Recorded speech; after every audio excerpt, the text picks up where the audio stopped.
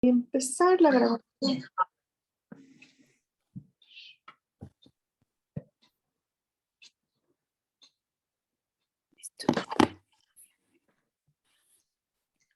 Listo, pues buenas tardes a todos los que están por acá, los que nos están viendo. Hoy les voy a presentar por aquí a Dani Rodríguez, que nos va a hablar sobre el tema de disminuyendo la brecha entre mente y cuerpo.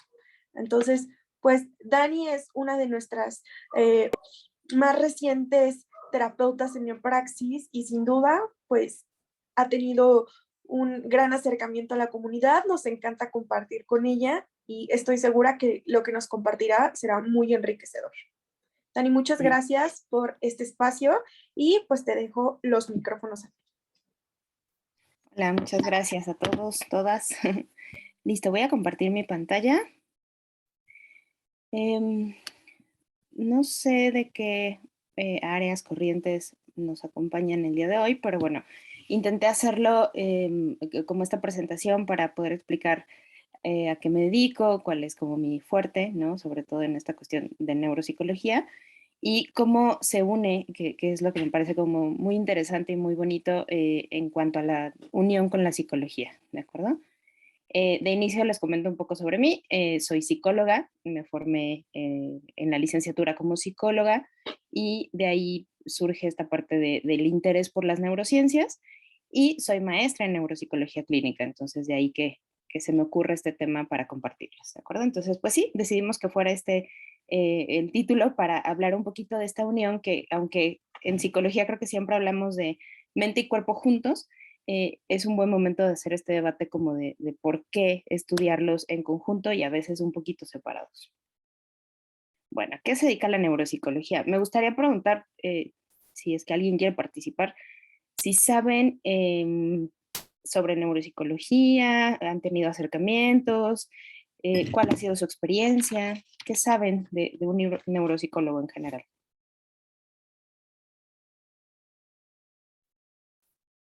¿No? ¿Alguien? Está bien. Si alguien quiere compartirme algo en el chat, también lo puedo ver. Entonces, la neuropsicología, pues es una rama o surge a partir de las neurociencias y es una rama de la psicología, que eso es lo más importante. O sea, está en íntima unión con la psicología y, pues bueno, se encarga de estudiar las áreas cerebrales, pero en conjunto o en unión a la relación que tiene con diversas funciones, ¿no? La conducta, las emociones y los procesos cognitivos. Es decir, el objeto de estudio de la neuropsicología son las bases neurales, o sea, fisiológicamente hablando, pero también observar, evaluar, pues ver todos estos procesos mentales que a veces los dividimos en simples y complejos. ¿Cuáles son estos procesos mentales o a cuáles me refiero en este caso? Pues bueno, empezando por la atención, estos procesos en donde podemos eliminar algunos estímulos que tenemos enfrente y poner o centrarnos en otros que son idealmente los relevantes, mantener esa atención con esa concentración por un tiempo determinado, ¿no? Y a partir de ahí empezamos a ver, pues, o pensar en qué población puedo trabajar, ¿no? Por ejemplo, en niños que tienen déficit de atención, ¿no? O en adultos que tuvieron alguna dificultad para poner atención por algo adquirido, ya les iré diciendo ahorita. Otros de los procesos que se observan, pues, es la memoria, el lenguaje en múltiples variantes, el lenguaje es algo bien bonito y como muy extenso, el pensamiento, praxias, todo lo que tiene que ver con funciones motoras pero complejas, como toda la secuenciación de una secuencia motora más bien, todas las secuencias motoras más bien, y funcionamiento ejecutivo, que en este caso nos habla como procesos que son superiores, que nos ayudan a regular las conductas o procesos cognitivos más complejos. Y entonces, bueno, ¿en qué áreas o con qué áreas colaboro generalmente? ¿No? En primer lugar, pues con psicología, ¿no? Trabajo en conjunto con otros psicólogos, a pesar de que pues yo soy psicoterapeuta también. Hay casos en los que yo me apoyo, con otros compañeros o colegas psicólogos. Con pedagogía, ¿no? Para estos casos de pequeños o de niños que tienen alguna situación de aprendizaje. Con terapia del lenguaje, por el tipo de casos que vemos, sobre todo en adultos o en niños con trastornos del neurodesarrollo, pues bueno, apoyarnos y estar en intercomunicación con ellos. Terapia física también, por las lesiones que llegan a existir en los pacientes. ¿Sí? Y pues bueno, toda el área médica como neurología, psiquiatría y medicina en general. ¿Y por qué? ¿Por qué con estas áreas? ¿Cuáles son los pacientes que de manera general, pues, con los que trabajo, con los que conozco más? Desde la neuropsicología, pues bueno, dos grandes grupos son niños y adolescentes y los adultos, ¿no?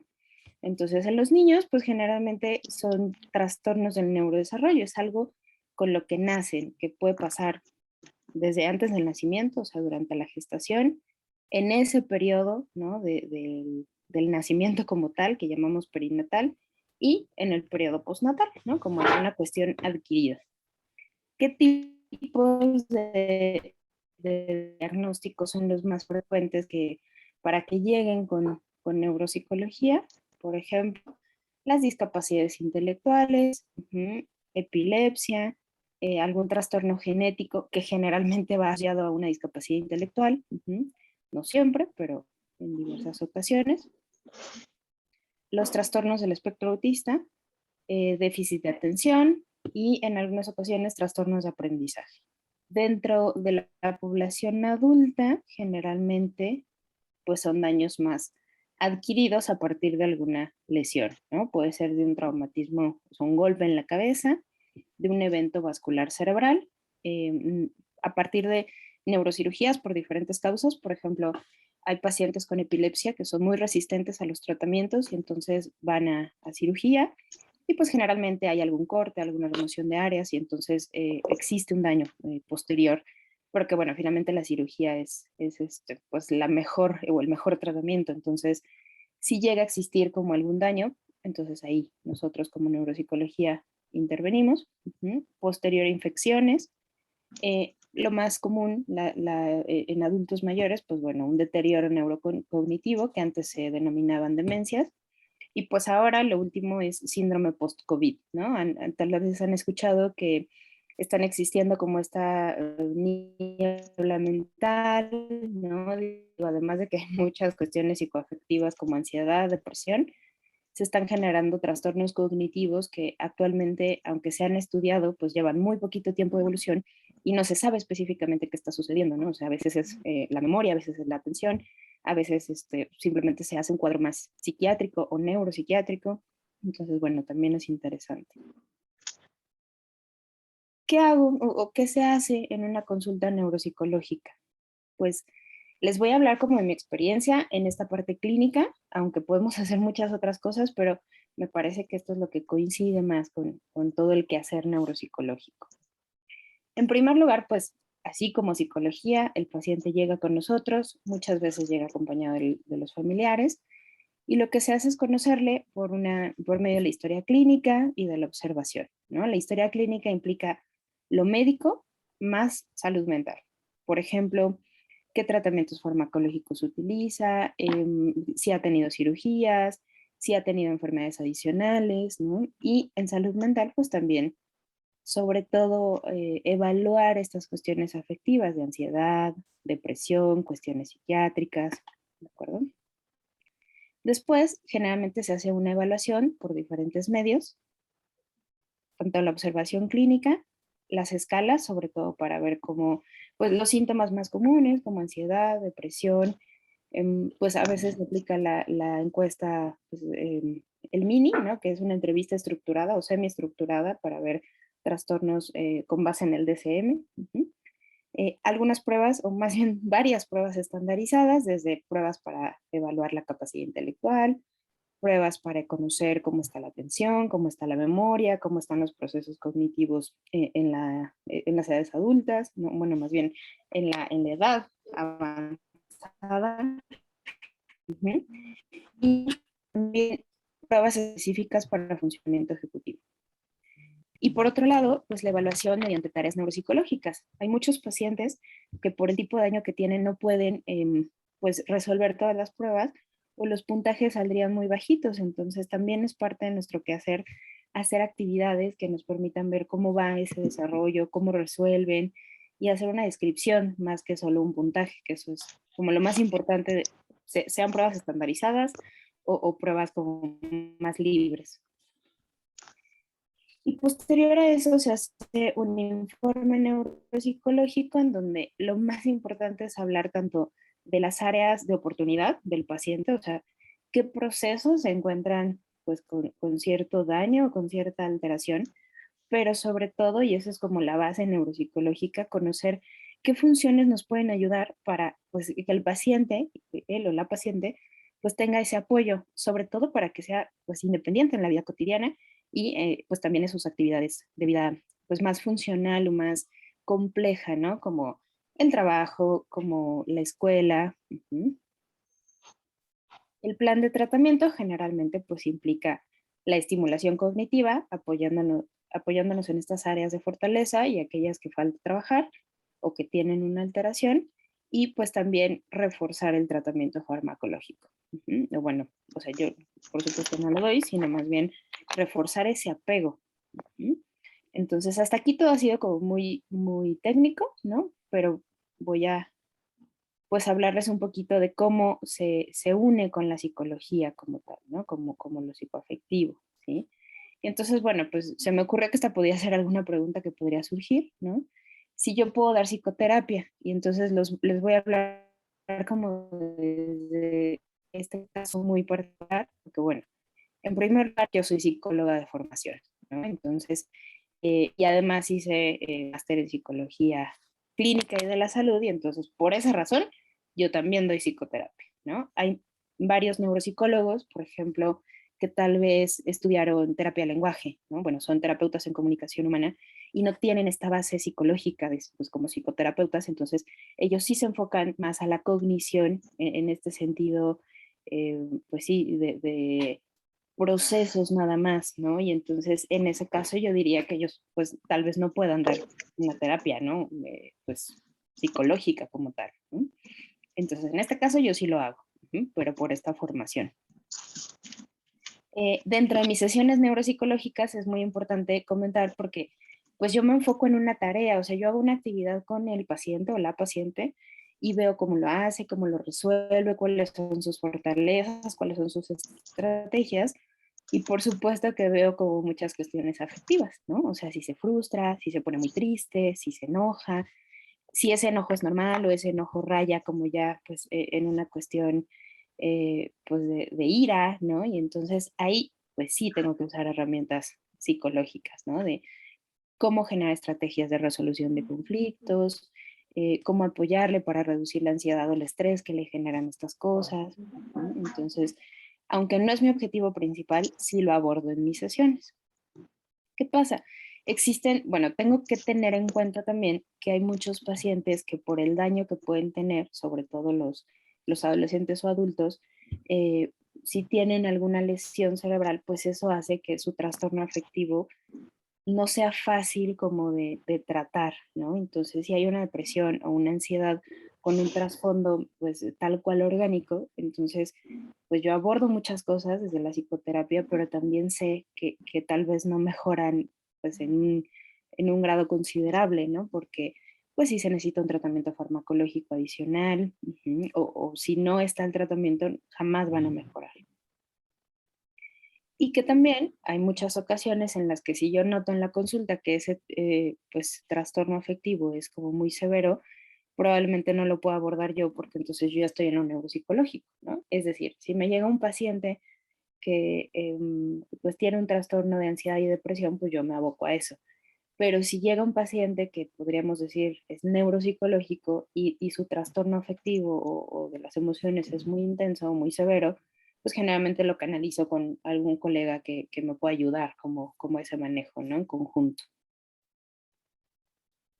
Y bueno, ¿cómo les puedo comentar a mayor detalle que yo implemento esta cuestión psicológica, ¿no? Como de psicoterapia en mis sesiones? Pues de muchas formas que me parecen como muy, muy bonitas, ¿no? por un lado veo la parte clínica, o sea, de psicología clínica, en donde pues abordo el manejo de emociones, como les decía, dentro de las sesiones, en donde preparo al paciente para prevenir recaídas, tanto pues si se incrementan sus síntomas depresivos o ansiosos, o si existe alguna alteración pues neurológica o neuropsicológica, entonces ahí hago esta prevención de recaídas. Pues también en los estilos de pensamiento hay pacientes que por esta cuestión de inflexibilidad cognitiva, que es una función, pues una función ejecutiva, perdón, entonces son más inflexibles y entonces si yo abordo como desde un área cognitivo-conductual, pues tal vez les va a costar más trabajo, ¿no? Entonces me aboco mucho a ir trabajando esa flexibilidad de pensamiento, por ejemplo. También trabajo con la familia, ¿no? Hago esta psicoeducación tanto del diagnóstico como para el apego al tratamiento en general, tanto farmacológico como psicológico. Pues les apoyo con esta parte de autonomía e independencia. Generalmente los pacientes neurológicos, cuando llegan a neuropsicología, son muy dependientes de sus familiares, ¿no? Porque sí tienen alteraciones que los hacen, pues poco, en algún momento poco funcionales. Entonces también se trabaja en eso, en habilidades cotidianas. Y pues generar modificaciones conductuales para que ellos sean justo más autónomos y también en la reducción del estrés. Entonces, eso sería como la parte de psicología clínica. Y en cuanto a psicología de la salud, generalmente es trabajar igual en el apego al tratamiento, en incrementar o implementar sus hábitos higiénicos, tanto de sueño como dietéticos, hábitos, rutinas saludables en general. También la psicoeducación para el diagnóstico, porque a veces yo puedo hablar como de, no sé, a un paciente le dio un evento vascular cerebral y entonces tiene alteraciones en el comportamiento y en la memoria. Pero ¿por qué le dio? Ah, bueno, pues porque había un antecedente de hipertensión arterial. Y entonces esa parte también me toca abordarla a mí en la consulta, ¿no? Como psicóloga, de tratamiento y de apego a su tratamiento médico y de prevención, ¿sí? Pues que eso no empeore. Entonces, bueno, ahí entra la parte de alimentación, de rutinas saludables, etcétera. Y pues en la comprensión del pronóstico, sobre todo en adultos, hay muchos pacientes que es importante, ¿no? Porque los pacientes adultos ya llevan como pues una vida completa que pueden ser muy funcionales y llega un momento en el que tienen una lesión y su autonomía se ve mermada. Entonces, en eso también trabajamos. Y bueno, viene toda esta parte de qué más será necesario considerar en el trabajo, pues, en la consulta, ¿no? En la consulta neuropsicológica, perdón. Pues que necesito fortalecer mucho la psicoeducación en la familia, ¿sí? Tienen que llevar forzosamente un apego con su tratamiento farmacológico, saber que puedo generar cambios cognitivos, o sea, en los pensamientos, en la flexibilidad cognitiva o de pensamiento y en la conducta, pero que hay algunas cosas que probablemente no las voy a eliminar o no van a mejorar considerablemente porque hay un daño orgánico muchas veces, ¿no? Y que algunos pacientes no logran esos progresos como, o sea, no se resuelve en su totalidad el conflicto neuropsicológico, pero que sí podemos dar un mantenimiento. Por ejemplo, en una demencia, ¿no? Generalmente esperamos que, o muchos de los familiares esperan que eso se resuelva y que regresen a su estado previo de memoria y de atención, y pues más bien los pacientes van teniendo un mayor deterioro y las terapias, tanto farmacológica como neuropsicológica, ayudan a que eso se establezca o se mantenga lo más posible, ¿no? Entonces, en eso también se trabaja. ¿Cuáles pueden ser los campos de acción? O sea, ¿en dónde puedo trabajar? ¿En dónde se puede hacer como esta intervención? Lo más común, pues, son las clínicas, hospitales, que generalmente haríamos ahí los neuropsicólogos evaluaciones y tratamientos, pues como planes de intervención, de tratamiento en las escuelas, ¿no? Ya sea estando dentro de la escuela o apoyando de manera satelital, igual con una evaluación y con adaptaciones curriculares. En la terapia cognitiva, ¿sí? O sea, estimulación cognitiva. pues también puede ser en la elaboración meramente de programas de estimulación, en eso también se hace un trabajo importante como de mantenimiento para poblaciones vulnerables, ¿no? Que pueden tener pues mayor vulnerabilidad al deterioro cognitivo también. Y un área muy interesante también es la evaluación dentro de una neurocirugía, en donde hay que saber cómo está el paciente y es muy interesante porque se van como estimulando o como, vamos a decir, generando que se apaguen, ¿no? De manera quirúrgica ciertas áreas y uno va evaluando para saber si se está perdiendo la función o si se toca esa área cerebral, pues se va a mantener, ¿no? Aunque existe un modelo cerebral, pues cada quien o cada persona tiene una plasticidad y una forma diferente en que funciona como su cerebro de manera individual, entonces por eso se hacen esas evaluaciones durante la cirugía. ¿Mm? Y bueno, me gustaría exponerles rápidamente como un caso, ¿no? Que me ha llegado, traigo uno en la infancia y otro en la adultez, un poquito para que vean cómo se ejemplifica. Hasta aquí, no sé si hay alguna duda, si quisieran que comentara algo. Pero todo bien. De acuerdo, voy a continuar. Entonces, bueno, en este caso es un pequeño, es un niño, ¿no? Masculino, 10 años, y aquí es donde se empiezan a interrelacionar como las áreas, ¿no? Viene referido por psiquiatría y refieren que hay mucha ansiedad y que hay un bajo rendimiento escolar. ¿Sí? Y viene medicado por un probable déficit de atención, ¿no? Un TDAH. Y entonces, ¿qué hago yo en la consulta? Pues hago toda una evaluación, digo, a partir de la historia clínica, decido aplicar escalas conductuales por los síntomas que me refieren en la historia clínica, eh, la evaluación del coeficiente intelectual, una evaluación de funcionamiento ejecutivo y parte de una evaluación de habilidades académicas. En realidad fue más de lectoescritura porque yo sabía que le iban muy bien en habilidades matemáticas.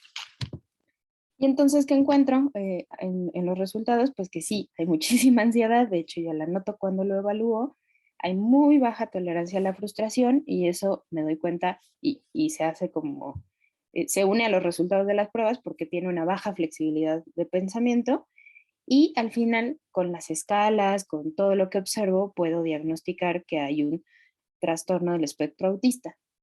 No lo hago yo sola, sino que también psiquiatría ayuda bastante, ¿no? O sea, el área de psiquiatría hace su evaluación y entonces unimos como las observaciones y llegamos a esa conclusión. Ese es un diagnóstico que sí se tiene que dar en conjunto, no lo puede dar como un solo profesional de la salud. ¿Sí? ¿Y cómo se interrelaciona en el área multidisciplinaria? Pues porque entonces en la consulta neuropsicológica el plan de intervención va enfocado a trabajar atención, la flexibilidad de pensamiento, pero también a manejar esa ansiedad y esa baja tolerancia a la frustración. A partir del informe que se realiza, lo podemos enviar a psicopedagogía, porque de hecho era un niño que no estaba incluido en la escuela, no estaba o sea, sí estaba inscrito, pero no estaba en una escuelita, sino más bien estaba como en otro espacio terapéutico que le hacían como ciertas adecuaciones y bueno, se logra como hacer esta inclusión educativa y además en su escuela donde sí está inscrito hacer cierta orientación, ¿no? O sea, decir qué cosas se necesitan adaptar. Entonces es un trabajo muy, muy bonito, muy complejo, pero pues bueno, que implica muchas áreas. Y ahora voy a explicarles cómo se hace de manera general en un caso en la adultez. Este es un paciente, también masculino, de 31 años, que cuando llega a la evaluación neuropsicológica lo refiere en neurología, tiene mucha ansiedad, en ese momento está escuchando voces, bueno, no en el momento de la consulta nada más, sino eh, en la vida cotidiana y sobre todo en momentos de estrés se aumentan como la presencia de voces, que por supuesto después se corrobora que son alucinaciones auditivas y existe una baja socialización. Es un paciente que tuvo una cirugía en cerebro que le aplican, hacen una derivación, ¿no? Por hidrocefalia y entonces está haciendo en realidad un cuadro psicótico. Es un paciente neuropsiquiátrico en este caso. Y entonces, ¿qué hago? Pues también evalúo la parte de ansiedad y depresión por escalas y bueno, además, porque voy explorando, ¿no? Cómo qué está pasando en la vida pues, diaria. Uh-huh. Y la madre lo refiere, él también lo comenta, ¿no? De hecho, aquí lo importante es que empezó a perder como mucha independencia y autonomía porque se ponía muy ansioso y era un paciente, les digo, 31, que ya podía salir a hacer actividades cotidianas como ir a comer solo y pagar sin problema, ¿no? Y entonces empieza a involucionar, o sea, empieza a perder esa autonomía. Y bueno, además de eso se evalúa CI, atención y memoria y funciones ejecutivas. De manera general, ¿qué vi?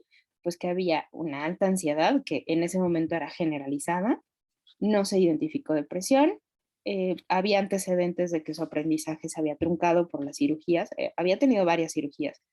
Y al final, pues también existe como esta ansiedad social, ¿no? Que empieza a tener, o sea, además de tener ansiedad como generalizada, en momentos de interacción social era mucho mayor y eso también disparaba como la presencia de voces, bueno, de alucinaciones auditivas, específicamente como voces.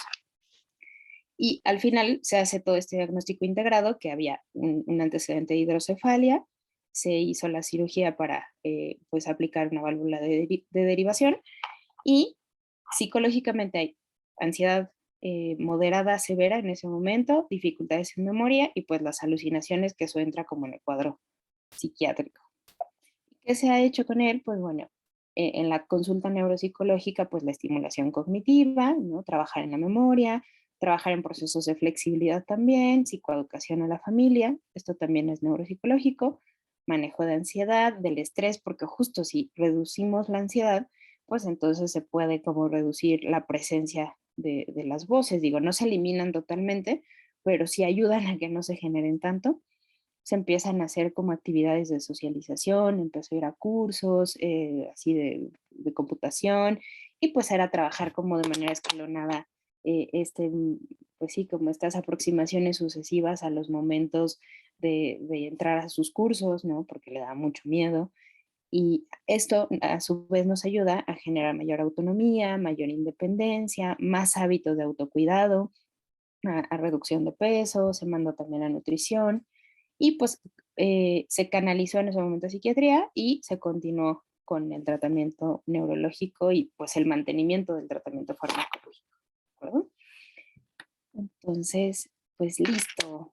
Eh, hasta ahí creo que puedo ejemplificar un poquito el trabajo que se hace de neuropsicología y bueno, pues nada, no sé si tengan dudas, algo que compartir, me gustaría como saber si hay como espacio de un debate, ¿no? Para responder algunas cosas que se pueden, eh, pues ahí resolver, ¿no? Muchas gracias.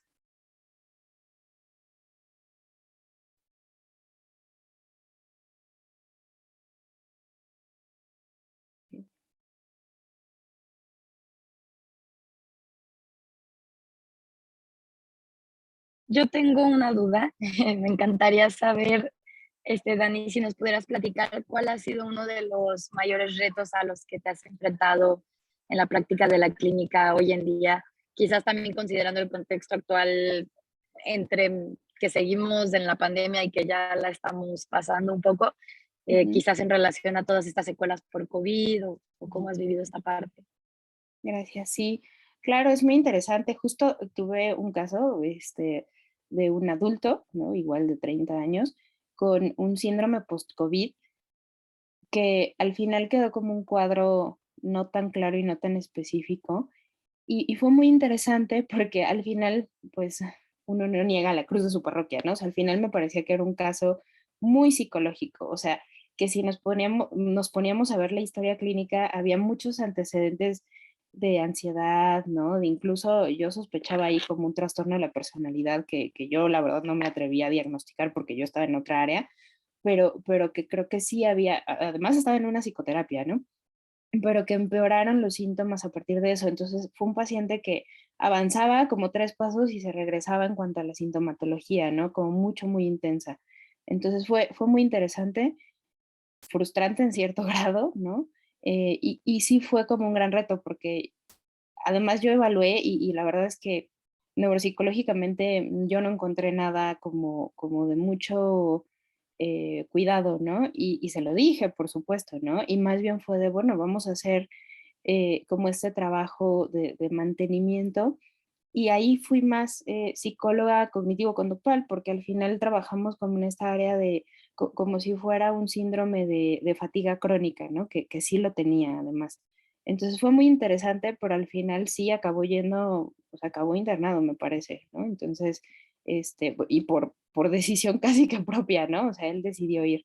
Entonces sí fue muy retador en ese sentido y bueno, creo que seguirán llegando y creo que eso es como el trabajo que vamos a poder ir haciendo en conjunto estas áreas, ¿no? Como neuropsicológicas, psiquiátricas, que nos van a tocar. Ujú, ujú. Listo. Muchas gracias. No de qué, a ustedes. Dani, por acá, Has, creo que quiere hacerte una pregunta. Ay, sí, perdón, no vi la manita. Sí,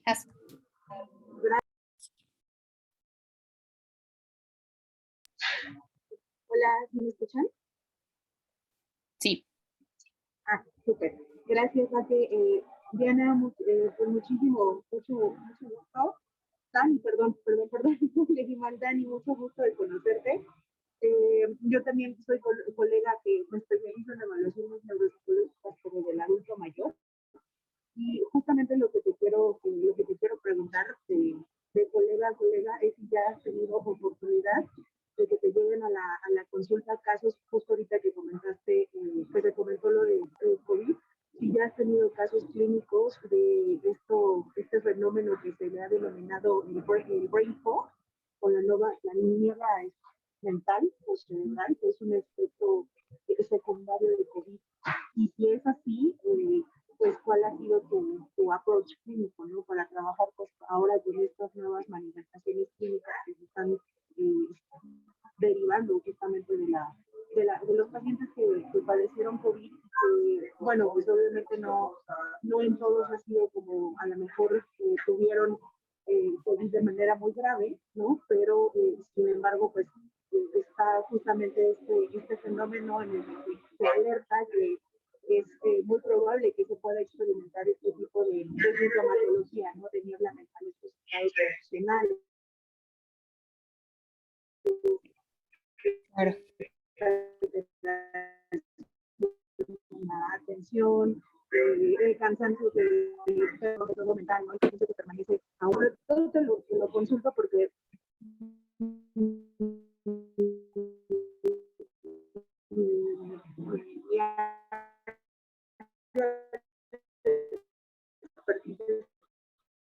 adultos mayores, ellos, por este grupo etario que se supone de la aceptación bajo que tú nos compartes, pero niños, adultos jóvenes, pues eso justamente es lo que te quería preguntar, ¿no? Si has tenido la oportunidad de ver y manejar estos casos, y cómo lo has hecho desde aquí. Gracias, Dani, por tu ponencia súper clara y muy padre todo lo que compartas con nosotros. Gracias. De acuerdo. Voy a ver si puedo responder todo, ¿no? Pero sí, creo que es sobre un caso, ¿no? Sí, podríamos decir que sí he tenido oportunidad. He visto varios pacientes post-COVID que más bien lo que noto y lo que ellos refieren es más ansiedad, ¿no? Creo que ninguna depresión.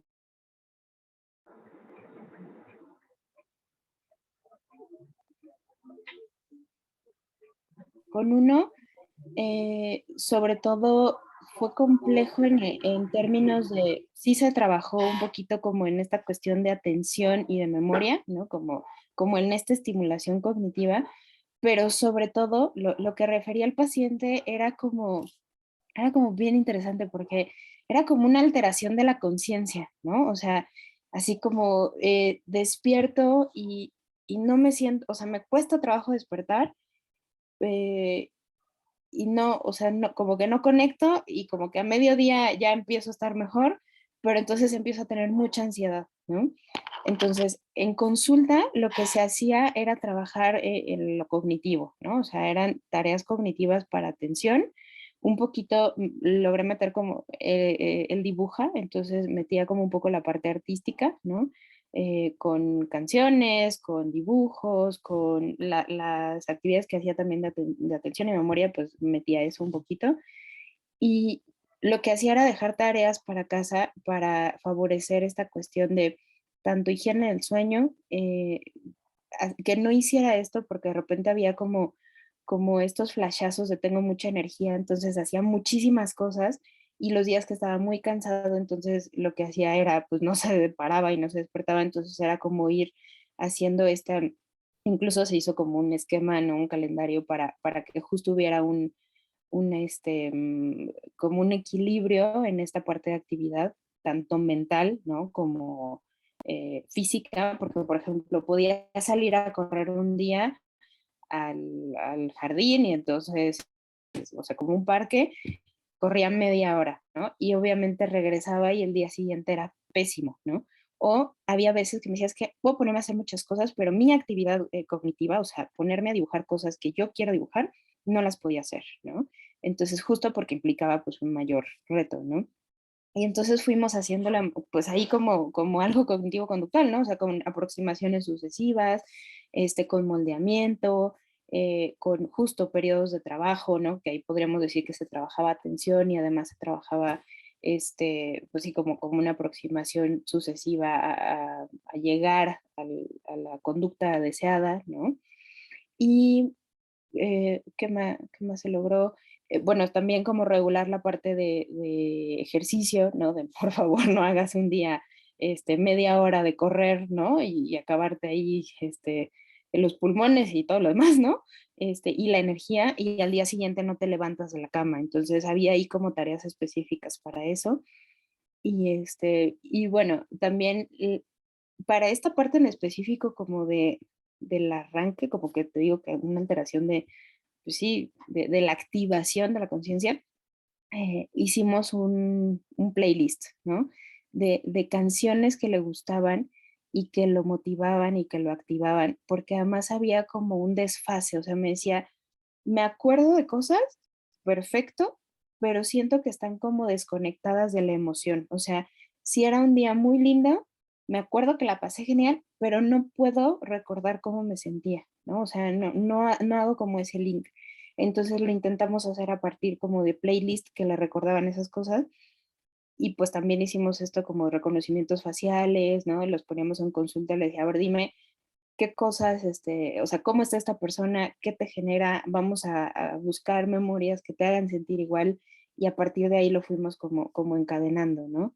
Y sí hubo mejora y creo que también, o sea, con él fue muy, muy interesante porque tuvo COVID, estuvo un mes bien, o sea, una semana no tan mala de síntomas, otra semana sin nada, como que o sea, volvió a tener síntomas y ya a partir de ahí empezó a tener como un mes y medio después de que ya salió negativo, empezó a estar muy mal, muy mal, muy mal, ¿no? Entonces, eso hicimos.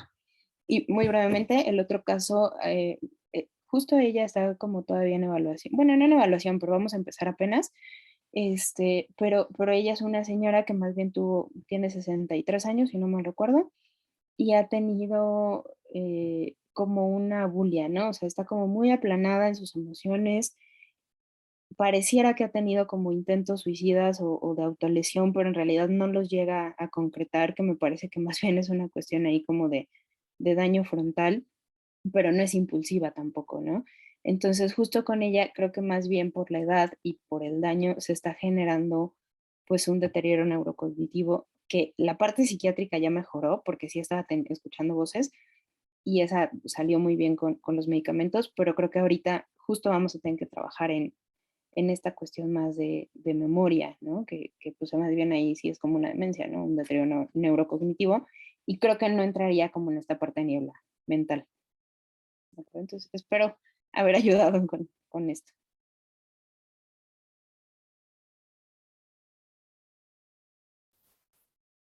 Listo, gracias.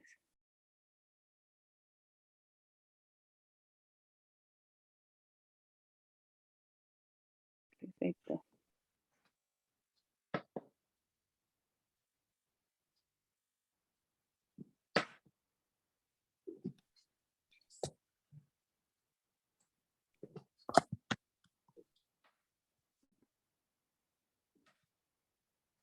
Pues bueno, creo que si alguien más no tiene duda, podemos dar por terminada esta nueva edición de Colega a Colega con nuestra querida Dani, quien nos compartió pues toda su sabiduría respecto al tema. Dani, muchísimas gracias por tu tiempo y por este espacio, y pues gracias a todos los que estuvieron el día de hoy con nosotros. Gracias, chicas, chicos. Cuídense mucho tiempo y también. pues nos vemos en la siguiente edición. Muchas gracias, Dani. Podrán También. encontrar este video en YouTube y en las redes sociales. Muchas gracias, cuídense mucho, buena tarde.